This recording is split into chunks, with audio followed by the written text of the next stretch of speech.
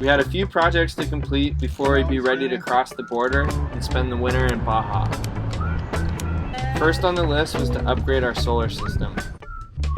JD installed a battery monitor, a bigger charge controller, and cleaned up a lot of our wiring, which was a bit of a mess before. We got some free labor installing our new panels from JD's nephew Brett and my main squeeze Haley.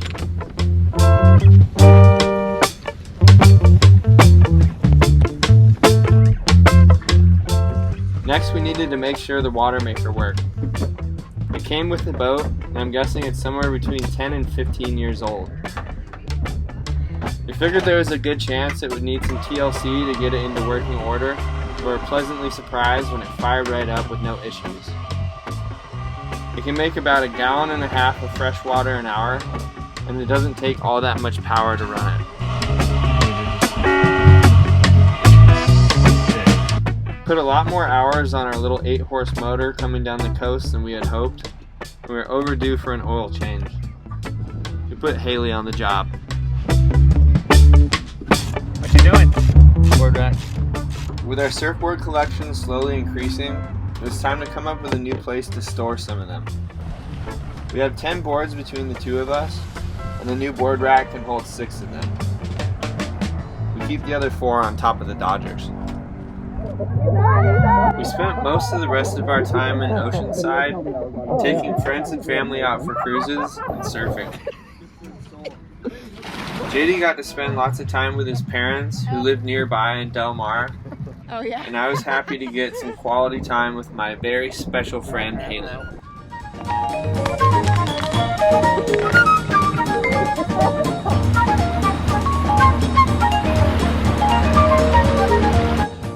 With our projects mostly completed, it was finally time to start heading south for the border. We loaded the dinghy onto the boat and set our dock lines free.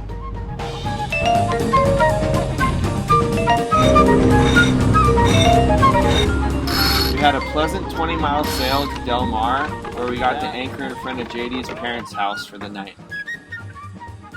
The same house he grew up in.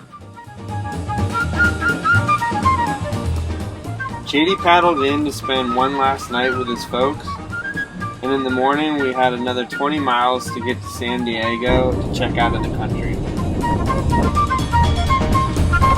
It only says arrival, there's nothing for departure. Do we need anything at all to depart? Turns out we were wrong, and we didn't need to check out of the country. So we said our goodbyes to parents and girlfriends, and pushed off just before sunset. Into the drink.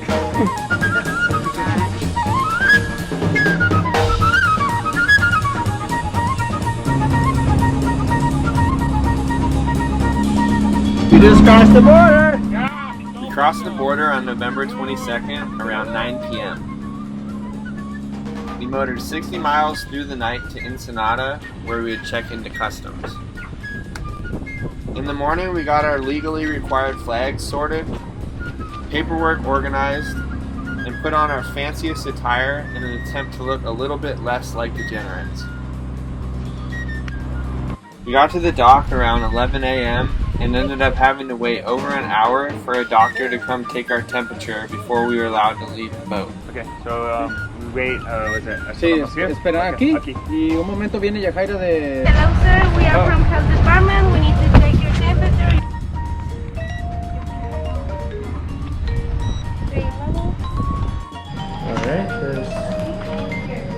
Alright, no, it's outboard, yeah.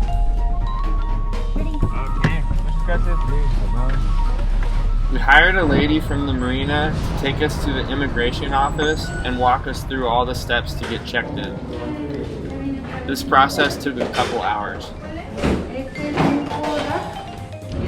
As soon as we were finished, we headed straight to the first taco shop we could find and celebrated our successful arrival to Mexico with a few tacos and a couple ice-cold tecates.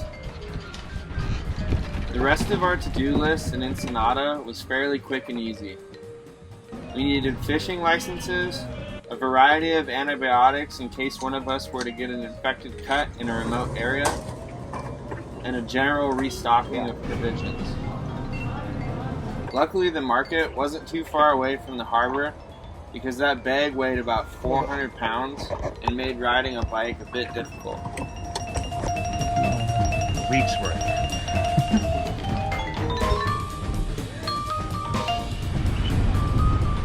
We peeled out the next morning and headed for a small island nearby. It was Thanksgiving Day, so we made sure to put out our turkey windsock. The first night we anchored in a small cove next to a fish farm. We ran a stern line to shore to prevent us from swinging into the rocks. The next morning we motored to the other side of the island and tossed our hook overboard next to a really fun looking wave. We had only planned on staying there for a couple of days, but as I'm writing this, we are still sitting in the exact same spot. We haven't pulled the anchor up in 16 days.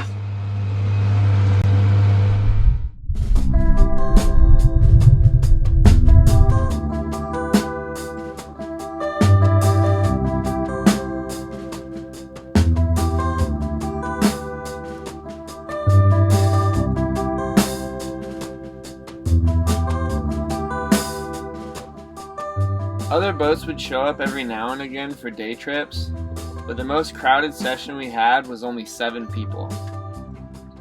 Most of the time it was just the 2 of us.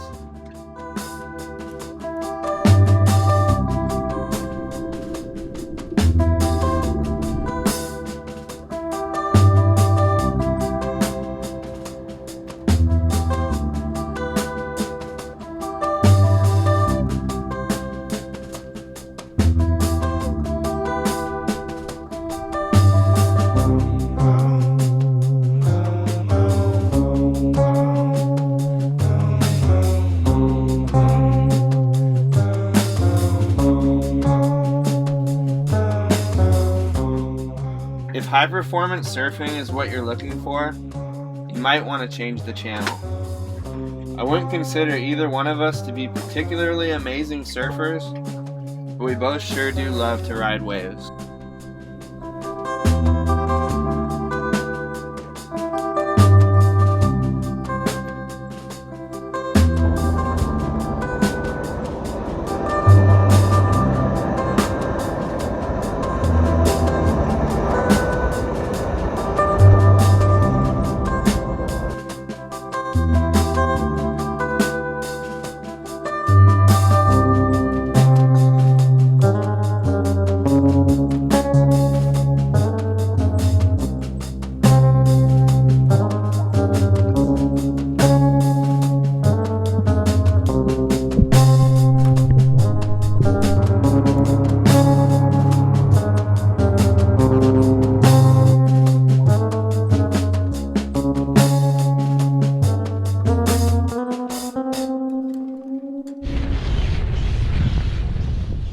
Out of the 16 days we've been anchored here, we have only had kiteable wind once.